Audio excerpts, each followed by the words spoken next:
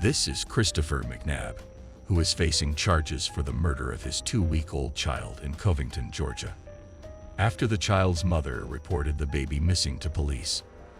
Local law enforcement immediately launched a search. Later that night, McNabb is seen in front of TV cameras begging for his child back. I want my kid back, man. That's my child, man. I want my kid, man. The next day, the child's body was found in a nearby wooded area. The cause of death was blunt force trauma to the head, which was later ruled a homicide. McNabb was arrested and charged with the murder of his own 2-week-old baby. After he was found guilty, we now move on to the sentencing. McNabb can then be heard claiming his innocence. I'm innocent. I didn't do it. I've maintained that the whole time. I would never do this. That's all I got to say. I would never do it. I'm innocent. And now the judge lets McNabb unknowingly choose his own sentence. Claim you're innocent, so you tell me what sentence the man or woman that you claim did this should receive.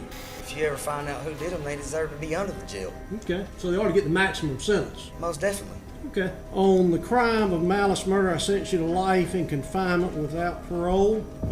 After McNabb was handed down the max sentence, he was moved to Hay State Prison in Tryon, Georgia, where he is serving his life sentence.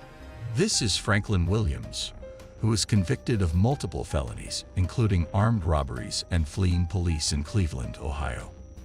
Again, I'm going to interrupt. Mr. Williams, listen to me. I'm going to gag you in 1 second. Williams conducted 3 armed robberies before leading police on a high-speed chase. He was later arrested and convicted.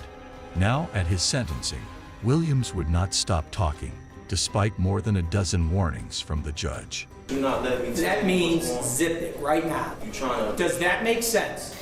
No, it doesn't. That's a violation of the HIPAA law, Judge. Here we go. This resulted in the judge ordering Williams' mouth to be taped shut. If you spit on, attempt to bite, or injure any of my deputies, you're going to have a bad day. That's what it is. At a following court appearance, Williams has something to share with the judge and cameras. Freedom of speech, no duct tape, with the hashtag. Aside from all the interruptions, the judge can hand down Williams' sentence. You faced a potential maximum consecutive sentence of 134 years. I ordered a 24-year sentence. After Williams received a 24-year prison sentence, the judge later apologized for the duct tape and threw out that sentence. He then appointed a new judge, where she sentenced him to 33 years behind bars. This is Kamia Gamet, who is charged with the murder of her boyfriend in Jackson, Mississippi. Reportedly, the attack happened during an argument between the two individuals and ended with the boyfriend being violently stabbed to death. Gamet was arrested for this murder charges. In court, Gamet would claim her murder was in self-defense and her boyfriend was attacking her. But in the end, she was found guilty of murder.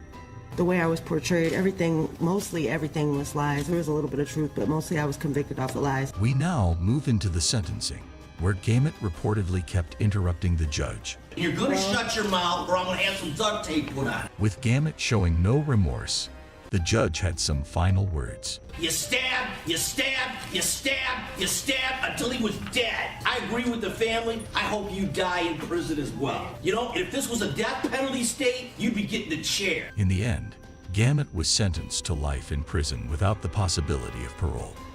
This is Kimberly Kessar, who was charged with the murder of her co-worker in Nassau County, Florida. Jordan Beard is Jolene Cummings' cousin. Kessar was working at a Tangles hair salon under a fake name. She reportedly was on the run for 25 years and wanted in several states. She wouldn't be found until she brutally murdered her co-worker with scissors and allegedly disposed of her body. This is Kessar after she was arrested and awaiting trial. Are we on mute anyway, so I can say whatever the I want? We're not on mute. Oh, okay. And this is what it was like to supervise her in jail. She began to remove feces from styrofoam trays in the back of her cell and smear it on herself on the walls. She began to throw feces at Smith, Miller, and I. Now in the trial, she had to go to a separate room due to her outbursts. I refuse it. I have refused it. I refuse the public defender's office. They appointed Jolene Cummings' cousin as my public defender. What, you don't want the public to know that? and she continuously made false claims about her former public defender. Jordan Beard is Jolene Cummings' cousin. Jordan Beard is Jolene's cousin. She was later found guilty of first-degree murder and was sentenced to life in prison without parole. This is Kai Andrea Cook, who was found guilty of carjacking charges in Volusia County, Florida.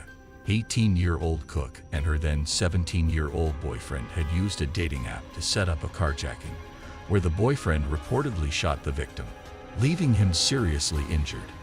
After fleeing the scene and being on the run, the pair attempted another carjacking just 2 days later, but they were arrested. Now in court, Cook stands in front of the judge for her involvement in the theft and shooting. Is she guilty of all 3 charges, sentence you to 20 years in state prison? That is Cook's mother that can be heard crying.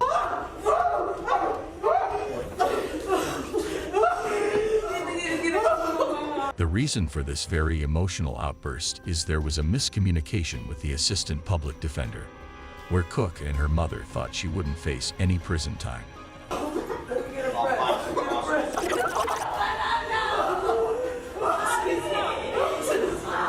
Cook's sentence was later reduced to 11 years in prison.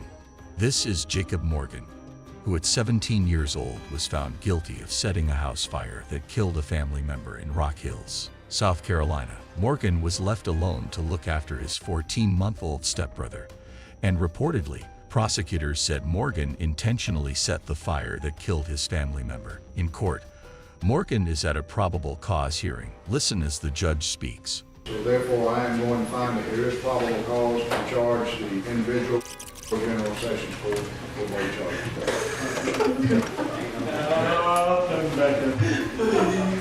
Morgan settled for a plea deal where he pleaded guilty to involuntary manslaughter and unlawful neglect of a child. However, he stated he loved his brother, and he always maintained his innocence. I love my brother. I still do to this very day. He's my best friend. To kill him and be killing the pieces myself. And I just wish I could have gotten to him in time. Morgan was sentenced to 15 years in prison, but after serving only 7 years, he reportedly was released. This is Ignacio Rodriguez, who is the suspect in the death of his 4-month-old son in San Antonio, Texas. Reportedly, the child suffered a fractured skull and severe bleeding to the brain. Rodriguez was the lead suspect and was taken into custody. Now in court, Rodriguez stands in front of the judge where he is now facing a capital murder charge.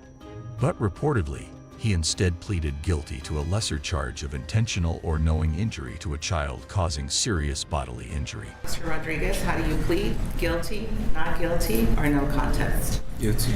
The judge now hands down his sentence. It is the order of the court that you be sentenced to 50 years confinement. But this is the moment that the baby's mother confronts Rodriguez. I hate more than anything what you did to her son, and for that I can never see myself forgiving you. You were supposed to be our protector, not the one to break our hearts. When the mother starts talking about her other child, Rodriguez insists that she tells the truth. As she gets older, she will start asking questions. Then tell her the truth. Tell her the truth. Tell her the truth. Tell her how everything was supposed to be. Tell her the whole truth. Don't lie to her. Tell her the whole truth. Tell her the whole truth. The whole truth. Court officials quickly remove Rodriguez out of the courtroom. Tell her the whole truth, Angela. The whole truth. He is currently serving his 50-year prison sentence. This is Damon Kemp. He is charged with the double murder of his roommates in Daytona Beach, Florida. Police were called to investigate a burglary at an apartment complex, and it was here Kemp allegedly confessed to the murders. He was originally staying with his 2 roommates when both individuals were shot several times in the apartment. During Kemp's bond hearing, he's now escorted into court in a wheelchair. God! God! God! God! The judge tries to get Kemp's attention, but he's completely ignored. Mr. Kemp? God! Damon Kemp, I'm going to conduct your first appearance. God! For the victim's family, it got so tough, they had to walk out. Kemp is currently in the Volusia County Jail awaiting his trial. This is Erica Butts and Shanita Cunningham. They were both charged with homicide by child abuse in Somerville, South Carolina. Butts, who was best friends with the child's mother, was supposed to be caring for the toddler for 2 weeks. The child was only 3 years old. She died from her injuries, reflecting weeks of torture, a time frame that matched the time she had spent with Butts and her lover at the time. What must have been the excruciating sounds that came from that child is more than disconcerting to this court. After both women were found guilty, the judge now hands down their sentence. The court finds it appropriate that each be sentenced to the State Department of Corrections for a period of life.